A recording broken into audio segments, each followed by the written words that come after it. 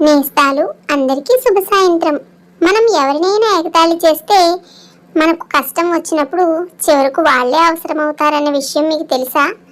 ఒక చక్కని కథ రూపంలో మనం అది వినేద్దామా? మరి ఈ వీడియో మీకు నచ్చితే తప్పకుండా లైక్ చేయండి, షేర్ చేయండి, సబ్స్క్రైబ్ చేసుకోవడం మర్చిపోవద్దు. అనగనగా ఒక తోటలో ఎన్నో రంగురంగుల పూలు, పచ్చని మొక్కలు, నీడనిచ్చే చెట్లు పెరిగాయి. ఆ తోట మధ్యలో ఒక అందమైన గులాబీ మొక్క కూడా మొలుస్తుంది. అది ఎరుపు రంగులో మెరిసిపోతూ మంచి సువాసన వెదజల్లుతూ అందరినీ తన వైపు తిప్పుకునేది.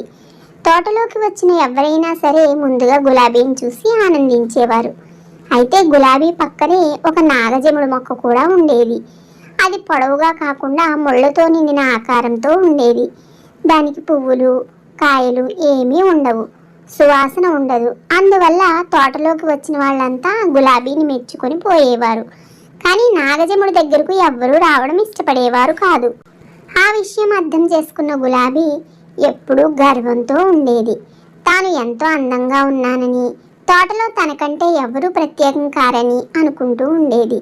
ఒకరోజు గులాబీ నాగజముడిని చూసి ఇలా అంటుంది, అయ్యో నీ దుస్థితి చూడు, నువ్వు ఎంత మొరటుగా ఎంత భయంకరంగా ఉన్నావు. అందమైన నా పక్కన నువ్వు మొలవడం నీ అదృష్టం తెలుసా అంటుంది. అలా గులాబీ తరచుగా నాగజముని ఎగతాళి చేస్తూ ఉండేది. మిగిలిన మొక్కలు, పువ్వులు అలా చేయవద్దని గులాబీకి ఎంత చెప్పినా గులాబీ వినేది కాదు. ఎండాకాలం వస్తుంది.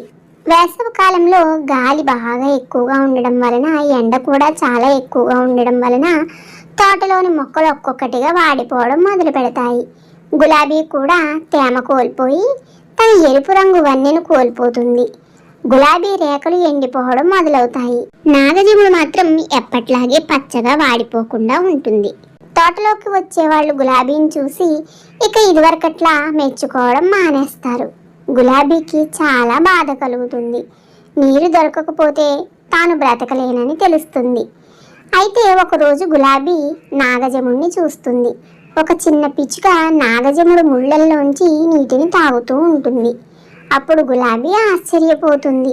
అయ్యో, ఈ నాగజముడు లోపల నీటిని దాచుకుందా అని ఆశ్చర్యపోతుంది. అప్పుడు గులాబీ సిగ్గుపడుతుంది. తాను ఎప్పుడూ హేళన చేసి ఎగతాళి చేసే నాగజముడి దగ్గర సహాయం అడగడం కష్టంగా అనిపిస్తుంది. సహాయం అడగాలని ఉంటుంది, కానీ సిగ్గుపడుతుంది. అయినా ధైర్యం తెచ్చుకుని ఇలా అడుగుతుంది, సోదరా నాగజముడా, నేను తప్పు చేశాను. నిన్ను ఎగతాళి చేయడం నాది తప్పే. ఇప్పుడు నేను వాడిపోతున్నాను.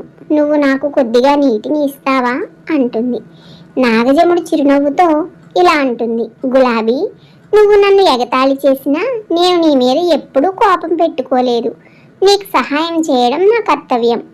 నా దగ్గరికి వచ్చే పిచ్చుకలు నీ దగ్గరకు నీటిని తీసుకువస్తాయి.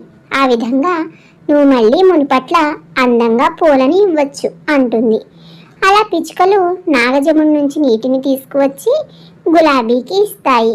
కొద్ది కాలంలో గులాబీ మళ్ళీ అందంగా పెరిగి అందమైన పూలని ఇస్తుంది. ఆ రోజు నుంచి గులాబీ తన గర్వాన్ని వదిలిపెట్టి ఎవరి రూపం చూసి ఎగతాళి చేయకూడదని తెలుసుకుంటుంది. అందుకే ఎవరి రూపం చూసి వారిని అవమానించకూడదు. వారి విలువ మనకు ఏదో ఒక రోజు తప్పకుండా తెలుస్తుంది. వారి అవసరం మనకి రావచ్చు. అందుకే ఎప్పుడూ ఎవరిని తక్కువ అంచనా వేసి వాళ్ళని ఎగతాళి చేయకూడదన్నమాట.